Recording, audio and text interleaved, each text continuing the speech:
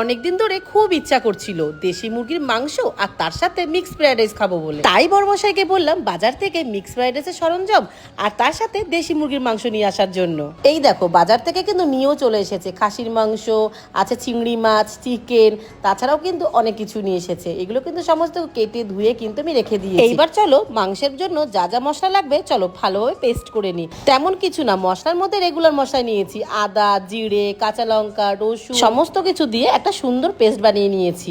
এবার চলো মাংসটাকে বেশ ভালোভাবে ম্যারিনেট করা যাক। প্রথমে দেশি মুরগির মাংসের মধ্যে দিয়ে দিয়েছি পরিমাণ মতো হলুদ, দিয়ে দিয়েছি লবণ আর এক টুকরো কিন্তু পাতিলেবুর রস দিয়েছি। বেশ ভালোভাবে মাখিয়ে নিয়ে কিন্তু দিয়ে দিয়েছি বেশ খানিকটা সরষের তেল।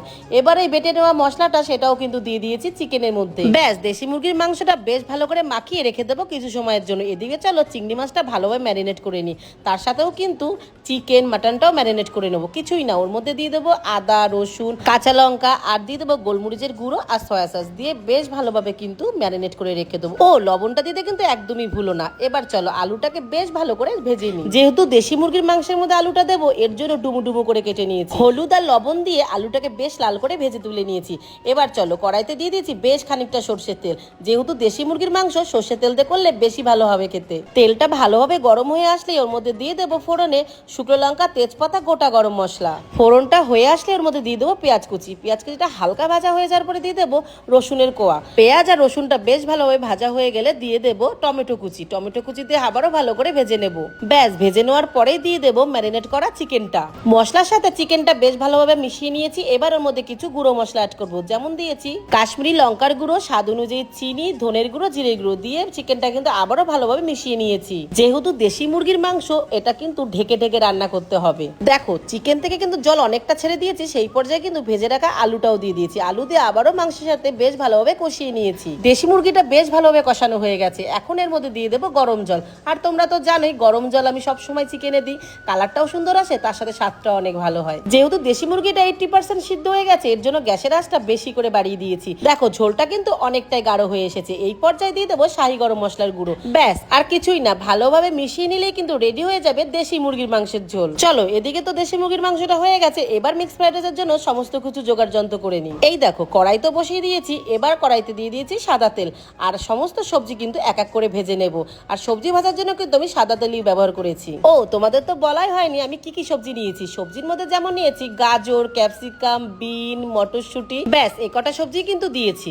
এবার চলো কাজু, কিশমিশ তার সাথে ডিমটাও বেশ ভালোভাবে ভেজে তুলে নিই। আর বাদবাকি চিকেন, মাটন আর চিংড়ি মাছ এগুলো কিন্তু আস্তে আস্তে ভালোভাবে রান্না করে নেব। চলো এগুলো রান্না করতে করতে তোমাদের সাথে কিছু সুন্দর সুন্দর কমেন্ট শেয়ার করি। আরো কুইন বলেছে দিদি ভাই তোমার রান্না এত সুন্দর লাগে আমার দেখেই খেতে মন চায়, বিশ্বাস করো। থ্যাংক ইউ আরু। কবিতা রায় বলেছে থ্যাংক ইউ দিদি ভাই, তুমি আমার নামটা নিয়েছো, অনেক ভালো লেগেছে, ওয়েলকাম কবিতা। তনুশ্রী হালদার বলেছে খুব সুন্দর দিদি ভাই, আমি মুম্বাই থেকে দেখছি, আমার নামটাও নিয়ে নিও। হ্যালো তনুশ্রী।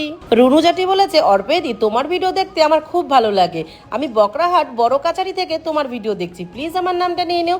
হ্যালো রানু। মিষ্টি কোয়েল দারুণ একটা কমেন্ট করেছে আমাকে, তোমার এই রান্নার করতে করতে এত সুন্দর কথা বলার ভঙ্গি আমার খুব ভালো লাগে, মনে হয় যেন তোমার রান্নাঘরে তোমার পাশে বসে তোমার রান্না দেখছি, খুব ভালো লাগে তোমায়। থ্যাংক ইউ মিষ্টি কোয়েল। কিউট রোহিদা বলেছে আমি তোমার রান্নার ভিডিও প্রতিদিন দেখি, প্লিজ আমার নামটা নিয়ে নিও, আমি বীরভূম থেকে তোমার ভিডিও দেখছি। থ্যাংক ইউ কিউট রোহিদা। সবাইকে অনেক অনেক ধন্যবাদ আমার ভিডিওতে এত সুন্দর কমেন্ট করার জন্য। আর হ্যাঁ আমার ভিডিও তোমরা কে কোথা থেকে দেখছো অবশ্যই কমেন্টে জানিও, নেক্সট ভিডিওতে তোমাদের নামটাও নিয়ে নেব। এই দেখো তোমাদের সাথে কথা বলতে বলতে এদিকে কিন্তু সমস্ত সবজি মাংস ভাজা হয়ে গেছে। এইদিকে আবার রাইসটাও বসিয়ে দিয়েছি। আর রাইসের মধ্যে যেমন দিয়েছি গোটা গরম মশলা, তেজপাতা, সাদা তেল আর লেবু রস। লেবু রসটা দিলে ভাতটা বেশ ঝরঝরে হয়, আর সাদা তেল দিলেও কিন্তু ভাতটা বেশ ঝরঝরে হয়। আর রাইসটা হতে হতে এদিকে আমি স্যালাডটাও কেটে নিয়েছি। চিকেন আর মিক্স ফ্রাইডের সাথে স্যালাড না হলে একদমই কিন্তু জমে না। এবার চলো আবার কিন্তু কড়াই বসিয়ে দিয়েছি আর দিয়ে দিয়েছি সাদা তেল আর দিয়েছি ঘি।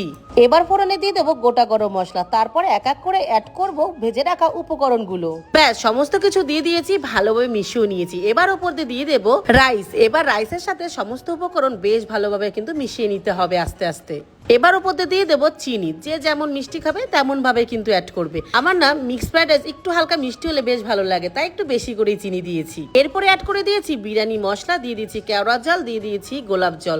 তোমরা চাইলে নাও দিতে পারো, এটা দিলে না বিয়ে বাড়ি স্টাইলের মতো লাগে খেতে। ও হ্যাঁ, সবশেষে কিন্তু ঘি দিতেই হবে।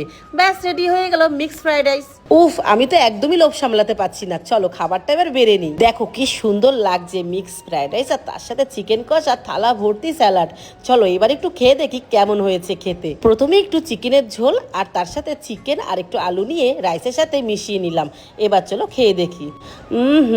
খেতে যা হয়েছে না পুরো দুর্দান্ত। তোমরাও বাড়িতে এইভাবে একবার রান্না করে খেয়ে দেখো, অসাধারণ লাগবে খেতে। তাহলে তোমরা বানিয়ে খাও আর সবাইকে খাও। আজকের মতো চাই, সবাইকে জানাই টাটা।